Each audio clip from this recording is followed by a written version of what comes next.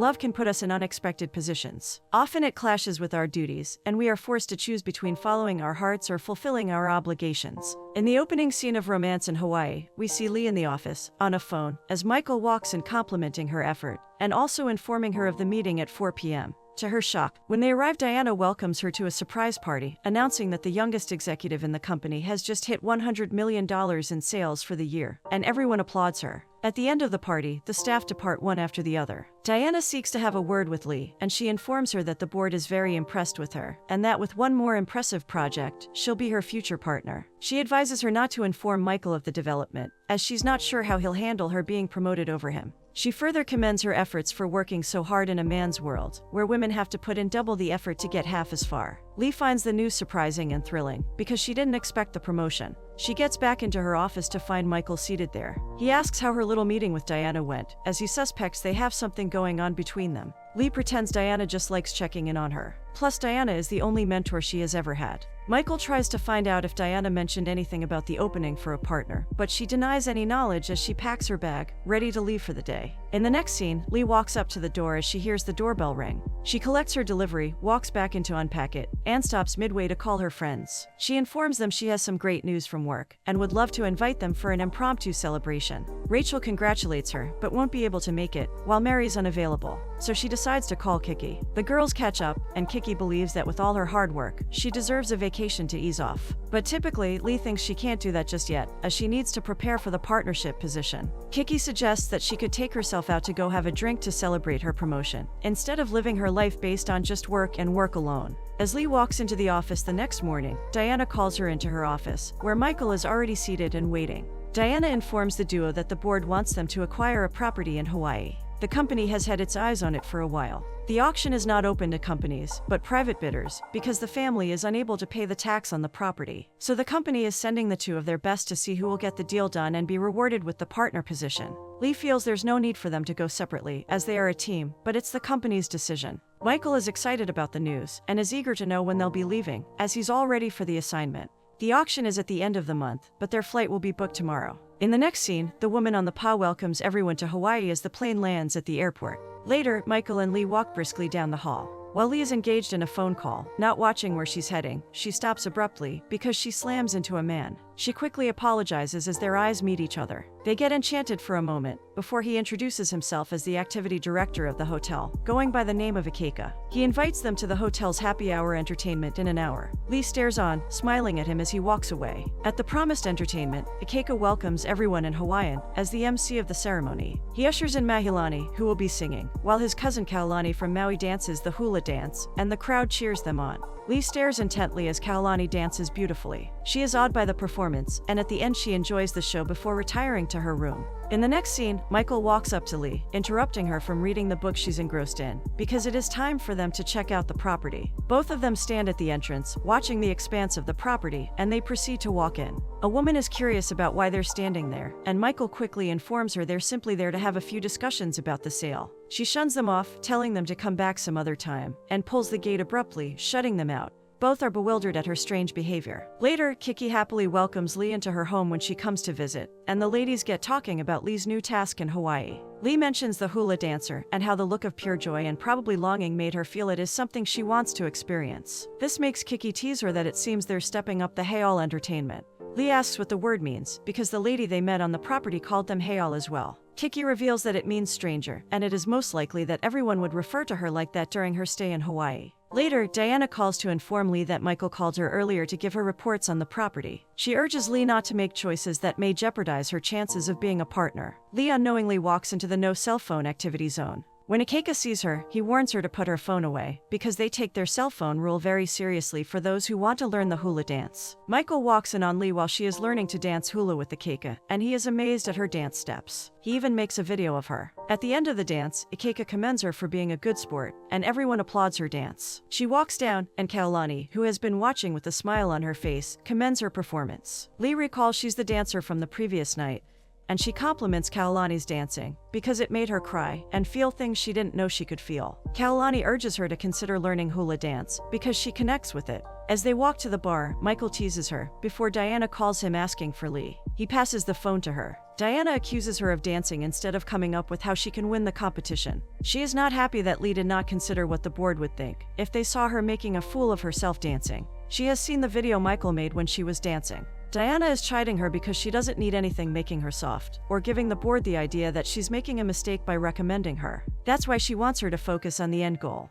After the call, Lee calls Michael out for filming her without permission, and she angrily walks out on him. In the next scene, Lee is sending a work email, after which she stands up and tries out a few steps of her hula dance. The next morning, she calls Michael after thinking of how they have been working so far. She informs him that she'll be doing her own thing alone, as he constantly reminds her they're competing, rather than working as a team. Ikeka calls out to her upon seeing her walk down the hallway, and compliments her hula dance. She asks if he or his cousin teaches hula, because she wants something private. He reveals that unfortunately his cousin left for Maui earlier, and he does only group teaching, not private lessons. Later, she gets back to the property once again. She waves, hoping the lady will open the door, but rather, she turns and heads back into the house, leaving her there alone. She continues taking her photographs of the site, and she pens down a note. She leaves a note on the gate before walking away. Just as soon as she turns into a pathway, Ikeka and one of his cousins, Billy, drive to the house. On getting to the gate, they pick up the note she left, taking it inside with them. Getting inside the house, Billy hands his aunt the note he picked up from the entrance, and she reveals it's from the Heiau who wants to take over the place. Ikeka walks in, saying aloha to his mother, who complains of not seeing him often. Billy considers teaching private lessons to the Heiau who is interested in learning hula, because she might have money to pay. Ikeka's mom queries him for not wanting to be a kumu, but being willing to teach private lessons to a tourist. She wants to know what's going on between him and the Heiau. He explains what led to her asking for a private lesson, but he told her he doesn't teach. However, his mom agrees to his teaching, because considering their circumstances, they need all the money they can get. In the next scene, Ikeka teases Lee for working at the bar of a vacation resort. He reveals that, after careful consideration, he has decided to teach her hula if she still wants to learn, but under the conditions that there will be no phones, and she will adhere to other instructions. He explains to her that usually, if she wanted to learn hula, she would need to join a halau, which means hula school. This is headed by a kumu hula, meaning hula teacher. She is excited by the prospect of the journey she is about to embark upon. Later, Ikeka welcomes her to his halau, as he explains that hula's main purpose is not to entertain, but to preserve the stories, culture, history, and traditions of Hawaii. It is the heartbeat of the Hawaiian people. He teaches her from the basis of kahalo, which entails learning to dance hula with the feet.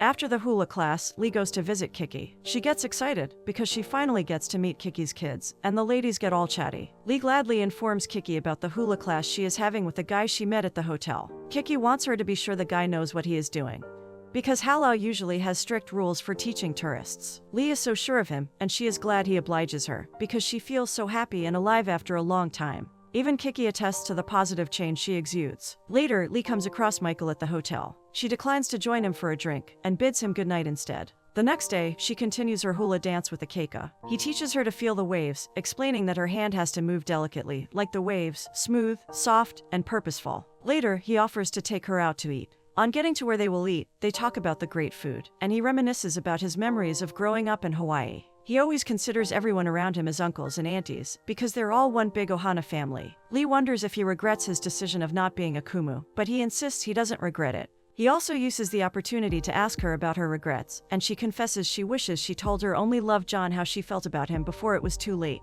They get comfortable with each other and chat about their lives. Finally, they make a toast to new friends. Lee offers to pay him for the lessons so far, but he humbly declines because she reconnects him with his home, and that's more valuable to him. In her room, Lee rehearses her findings from the property as she ponders on the beauty of the land. Ikeka and Lee continue their class as he shows her one of their most historic fish ponds. He also explains that all their songs are stories of the island, but to dance to a song, one has to feel the hidden meaning. So, understanding the island might help her get there. The pond is very important to the community, and he aspires to build something like it someday. This reminds her of how she also wanted to build similar things, but life got in the way and she forgot all about it. Later, the two of them sit together as he plays the guitar while she sings along, with a couple of people sitting around enjoying the melody of their music. The two have gotten close while she works on her project, leaving Michael all to himself. In the next scene, Lee walks up to Ikeka at their regular beach spot. He is trying to put the sun to sleep by chanting. It has been a while since he's felt led to do that, but her presence has been igniting more passion in him.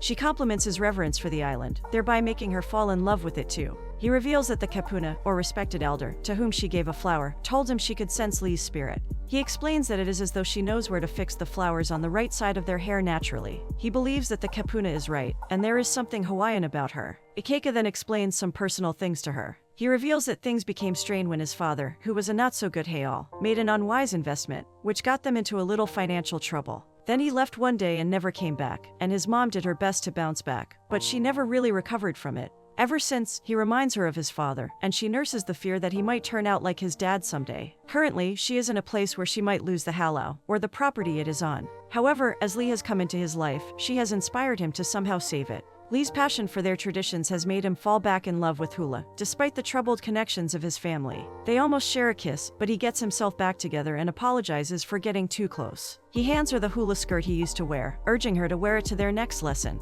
She accepts the gift with a wide smile on her face. Michael runs off to greet Mrs. Kamalani as he sees her stepping out of the house, but she won't grant him an audience. She hurries off while Billy tries telling her to let Ikeka handle the situation, but she disagrees. Michael, on the other hand, is surprised to hear them talk about Ikeka. The next time Michael sees Lee, he teases her about how chummy she's getting with the island natives. He reveals that he visited the property and found out who the hula guy she's been sneaking out with really is, and he now knows what her secret is. He believes the nice girl play of hers is just an act. However, a confused Lee doesn't get what he is trying to say, and she ignores him. In the next scene, Ikeka helps her wear the skirt as they begin their lesson. Just then, his mom comes in, asking why he gave her his traditional skirt. He tries reminding her that she gave her consent to him teaching Lee how to dance hula. She won't have it, and she reveals that Lee is a swindler. Shocked at the accusations, Ikeka cuts her short, not happy with what she is calling her. Lee just stands there, wondering how the owner of the property knows Ikeka. To answer her question, the woman warns her to stay away from her son, because her kindness has brought ruin to her family. Lee tries to explain the situation, but she cuts her off and instructs her to take off the skirt. Caught in a difficult situation, she apologizes to them and drops the skirt as she leaves. On getting to the hotel, Michael tries to catch up with her to inform her Diana was impressed. Just then, Diana walks in on the both of them. Lee is surprised to see her, but Michael insists he told her about Diana coming over. He claims smugly that he is sure she forgot, because she has been busy lately. Diana mentions how worried she was when Michael informed her of Lee's tactics to pull it off. She is referring to using her dance as an excuse to get close to Ikeka and his family, so she can convince them to surrender the buyout to her. Unfortunately, Ikeka walks in as Diana is talking. He hears everything, and feels utterly disappointed that he has been fooled so easily. Lee runs after him to explain that he's mistaken, but he doesn't believe that she's unaware the property belongs to him. Instantly, regrets wash over him. He wishes he had listened to his mother, to never trust a heiau. He angrily walks out on her, telling her not to bother putting her name on the auction the next day. The next scene shows Kaulani dancing as subtle Hawaiian music plays beautifully. Her students observe her sharp and gracious moves. Lee sits by the beach, but suddenly gets up and starts dancing hula, and she flows with the waves. Unknown to her, Mrs. Kamalani stands not too far off, watching her. She suddenly ends her dance and walks away from the beach. The next morning, she packs her luggage, preparing to leave. Diana walks angrily into Michael's room to reveal that the auction is off, because the family's attorney got a check from an anonymous donor who paid the lien, just in time to pull it off from the auction. She has been trying to inform Lee, but she's not in her room. Then she suddenly stops as an idea comes to her. Lee comes bearing a goodbye gift and some snacks, as she visits Kiki one more time to say goodbye. The ladies chat, and Lee promises her friend she'll come back to visit someday, after she's healed. Kiki suggests she try talking to Ikeka one last time. In the next scene, Mrs. Kamalani drags Ikeka off to show him a business plan from the attorney, who told her there's an anonymous investment check that will cover the development. The whole thing hits Ikeka as a surprise, because he can't figure out who could come just in time to their rescue. Lee walks into her room to find Diana sitting and waiting for her return. Diana wants to know why she did what she did, and prompts her for her resignation letter. Also, she wants to understand why she could give up everything she has worked for, including the partnership position, which will now automatically go to Michael. Lee explains her heart feels it's the right thing to do, and she has already submitted her resignation letter. Besides, what she donated is small, compared to what the company would make from disposing the family off their property. She explains to Diana the decision is purely about her, and not Diana, because she will always be the greatest mentor she has ever had. The tension between them eases, and they hug. Diana wishes her good luck as she turns to leave. On her way out, Mrs. Kamalani calls. Mrs. Kamalani apologizes to Ikeka for doubting his instincts, and for making him feel like she loves something else more than him. She appreciates him for seeing the good in people, which she failed to see because she was angry. She also appreciates him for honoring her as she hugs him. she reveals there's someone new joining their ohana. Guess who? It's Lee, dressed up in their costume as she dances with the other girls. She explains how she saw Lee at the beach, dancing alone, which made her feel something, because she dances from her now. She informs him there's a rumor on the street that she just invested in a very promising local business, and she did the development plans too. Hence, it would be a good idea if they could consider her as a partner. After the dance rehearsal, Lee sees Akeka on her way out. She apologizes for the misunderstanding that happened and confesses her feelings for him. He perfectly understands what she's saying. Surprisingly, he hints that he also feels the same. This makes her smile, and she tells him that there is a problem, because there's a rule that a teacher can't get involved with his student. He reveals that he is not a teacher anymore, plus, he's no longer a part of her halau. He tells her of the business, in which he hopes she will partner with him, and she responds with a smile. They kiss each other, sealing their newfound love blissfully.